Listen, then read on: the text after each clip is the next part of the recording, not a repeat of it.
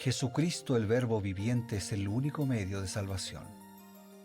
Él es el centro del pensamiento de nuestra vida, la fuente y la autoridad de la doctrina. El principal propósito de la vida de Cristo fue la obediencia a los mandamientos, exaltando la ley de Dios como un reflejo de su carácter. El principal mensaje a ser predicado en el mundo, basado en Apocalipsis 14, está representado por 3 ángeles llevando el Evangelio eterno al mundo entero.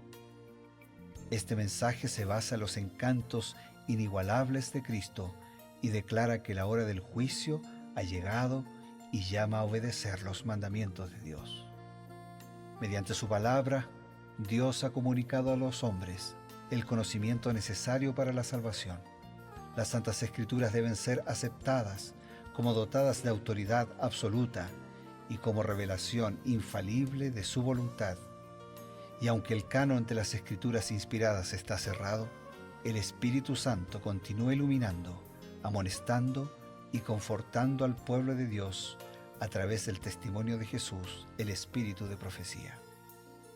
El camino a la vida se traza a través de un camino angosto que debe ser recorrido con confianza en las promesas que Dios dejó a hombres y mujeres fieles que dedicaron sus vidas hasta la muerte por el Evangelio eterno.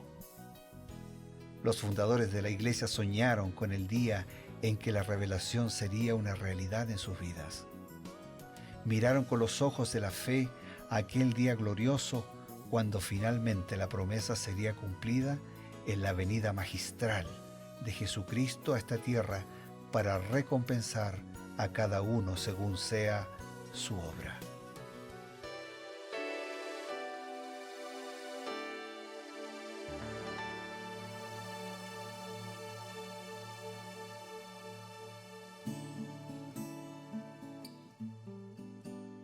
Qué alegría volver a encontrarnos otra vez aquí como cada día, en este set que ustedes ya conocen, que en realidad es un lugar de encuentro, aquí una mesa de compartir momentos importantes basados en el estudio de la palabra de Dios, también inspirados por el consejo del Espíritu de profecía. Esto es Creed en sus profetas. Al momento de darles la bienvenida, también lo hacemos con gratitud y en compañía del pastor Bruno Razo. Gracias, Pastor Eber, gracias a Dios, gracias a cada uno de ustedes por encontrarnos diariamente en este espacio de reflexión donde buscamos profundizar en el capítulo de la Biblia que ya hemos leído, trayendo los consejos, la orientación, los comentarios de Elena de White en algunos puntos específicos de cada capítulo. Hoy, Primera de Reyes, capítulo 20. A pesar de que Acab había sido un hombre débil de carácter y había sido, podríamos decir, hasta dominado por esa esposa de temperamento fuerte como era Jezabel, Dios tenía misericordia de su pueblo. Las 10 tribus del norte, aunque fueron más rápidas en separarse de Dios por medio de la idolatría, Dios todavía tenía compasión, misericordia por ellos y les permitía ganar algunas batallas. Siria era un reino del tamaño mediano, así como Israel, que estaba un poco más al norte, ¿no? Algunos confunden Siria con Asiria, ¿no? Asiria era un imperio que estaba un poco más lejano, más en el oriente y más grande. Pero Siria era uno de los reinos así de tamaño mediano allí y eran siempre rivales. Y bueno, Ben-Hadad, que era rey de Siria, siempre había estado en constante enemistad con Israel y lanzaba ataques, provocaciones, ¿no?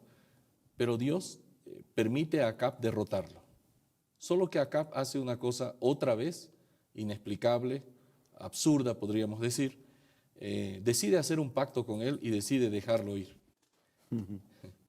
¿Qué había dicho el Señor, cómo nos retrata Elena White, acerca de hacer alianzas con los incrédulos? Bien, Elena de White hace este comentario.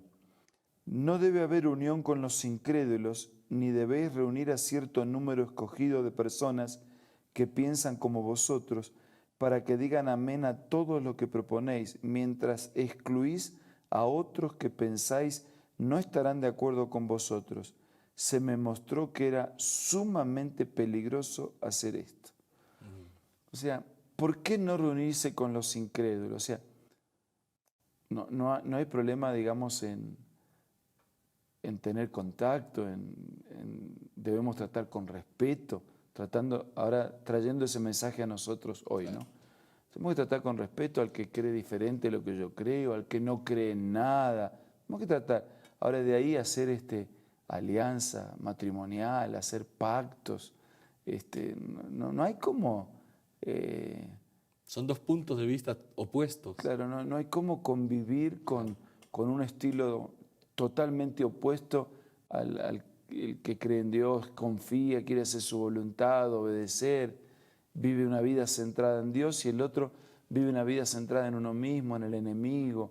Entonces, por eso Dios había sido muy claro, ¿no?, de que no hicieran pacto con los incrédulos.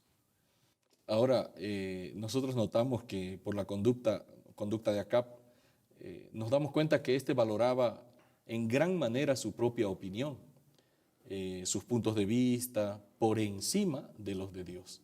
¿Qué amonestación nos hace Elena White al respecto de seguir esta conducta?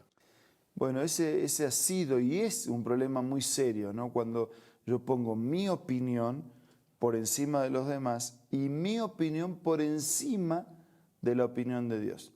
Puede ser que en algún momento mi opinión sea más valiosa que la opinión de otro, puede ser, en algún momento. Muchas veces la opinión del otro puede ser más valiosa que la mía. Ahora, en ningún momento, mi opinión es más valiosa que la de Dios. Claro.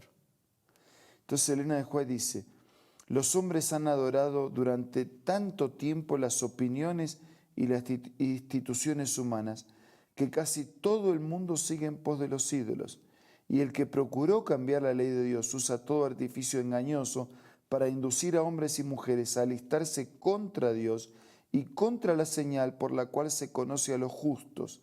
Pero el Señor no tolerará siempre que su ley sea violada y despreciada con impunidad. O sea, ponerse en el centro de la escena es terminar adorando al enemigo y al opuesto a Dios. Hay dos enfoques de la vida, ¿no?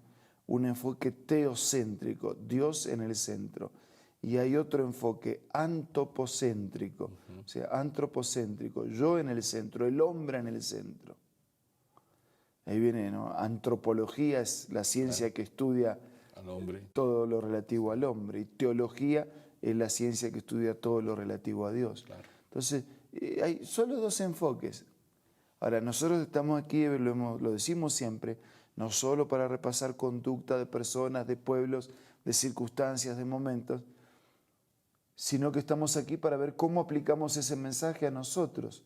Estamos aquí para decir, pobre aquel que no supo poner la palabra de Dios en primer lugar. Estamos aquí para preguntarnos si nosotros estamos colocando la palabra de Dios en primer lugar. Si mi opinión está por encima de la opinión de Dios.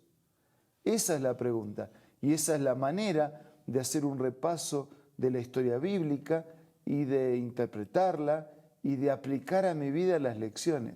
Para eso estamos aquí. Esto no es una clase simple de historia sagrada. Esto es una clase de teología aplicada. Es decir, ¿qué puedo de aquello que pasó extraer para vivir hoy aprendiendo de las victorias y también aprendiendo de los errores y fracasos? Y este hecho ya también mencionamos, de que la Biblia no solo nos cuenta las cosas lindas, sino que también nos cuenta las dificultades, los problemas, para que aprendamos de las dos cosas, ¿no? Aprendamos a vencer mirando a los que vencieron y aprendamos a no errar aprendiendo de los que erraron. Me parece irónico, pastor, por lo que habíamos hablado antes, que Acab amaba mucho su propia opinión y él quería hacer su voluntad. Él sabía expresamente, él había recibido de parte de Dios que no debía hacer alianza con ningún rey incrédulo. Y lo hizo. Lo irónico es que, así como él quería hacer su voluntad en relación a la voluntad de Dios, poniendo por encima su propia opinión, él a su vez obedecía mansamente las ordenanzas, los mandatos de su esposa, que era una mujer idólatra, al punto que le había hecho caso de permitirle traer sacerdotes de su tierra, profetas, y enseñaban de una manera tan errónea al pueblo y también a otros profetas, porque fueron formando como una especie de escuela de profetas falsos para contrarrestar la influencia de la escuela de los profetas que Samuel había creado, ¿no? Había fundado, y que Elías en el tiempo de Acab había continuado, porque Elías intentó rescatar otra vez esa escuela de los profetas. Y bueno, es irónico, ¿no? Porque por un lado ahí está obedeciendo a su idólatra esposa, pero contradiciendo a Dios. Sí, y por otro lado era el que tenía que decir que había que desechar los ídolos y quedarse con Dios. Claro. El que tenía que decir y cuidar para que desecharan los ídolos y se quedaran con Dios es el que desecha a Dios y se queda con los ídolos. Además de estas lecciones también nosotros podemos rescatar muchas otras de esta triste historia, ¿verdad? Amigos, como dijo el pastor Bruno, estas historias no son solamente para discutirlas, sino para aprender lecciones y en este caso evitar las malas conductas que tuvo el rey Acab u otras personas que lastimosamente decidieron desechar a Dios de sus vidas. Vamos a recibir un mensaje importante y enseguida volvemos. Hola, ¿quieres saber cuál es la importancia del cristiano? Acompáñame en la lectura de esta cita. La importancia del cristiano no depende de la posesión de talentos brillantes, de una cuna eminente o de facultades maravillosas, sino de un corazón limpio, un corazón que purificado y refinado refleje la imagen de la divinidad. La presencia de aquel que dio su vida por nosotros embellece el alma. Los hombres de oración son los hombres de poder. Serán capacitados para conducir a los pecadores a la cena de bodas del Cordero. Esta cita tú puedes encontrarla en el libro Hijos e Hijas de Dios, escritas por Elena G. de White, y lo puedes adquirir para que sea parte de tu biblioteca personal ingresando a la página www.aces.com.ar. También puedes hacerlo buscando una iglesia adventista del séptimo día cerca del lugar donde tú te encuentres. Y si te gustan las aplicaciones y la tecnología, puedes descargar la aplicación Elena G. de White del App Store o del Play Store.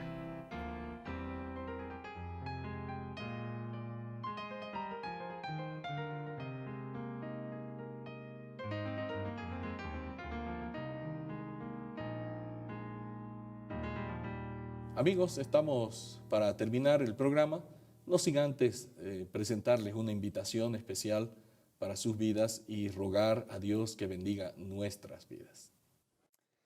Las personas nos pasamos aprendiendo, desaprendiendo y aprendiendo nuevamente. Y esas son las personas más felices, las que permanentemente son capaces, por la gracia de Dios, de desaprender lo que aprendieron mal y aprender de manera correcta cómo hacer las cosas. Por eso si hay algo en nuestra vida que tenemos que desaprender, es decir, que tenemos que dejar de hacerlo para hacerlo de nuevo como Dios lo estableció, hagámoslo y hagámoslo hoy. Ahora vamos a orar. Señor, gracias porque nunca nos faltó orientación, siempre la tenemos al alcance de nuestra mano. Gracias porque tampoco nunca nos faltó tu promesa, no solo de orientarnos, sino de ayudarnos a aplicar en la vida la orientación. Por eso renueva fuerzas, renueva decisiones y renueva la disposición de colocar nuestra vida totalmente en armonía con tu voluntad. Oramos agradecidos en el nombre de Jesús. Amén. Amén. Esto ha sido Creed en sus profetas. Nuestro encuentro el día de mañana por medio de Nuevo Tiempo, su canal de esperanza. Hasta entonces.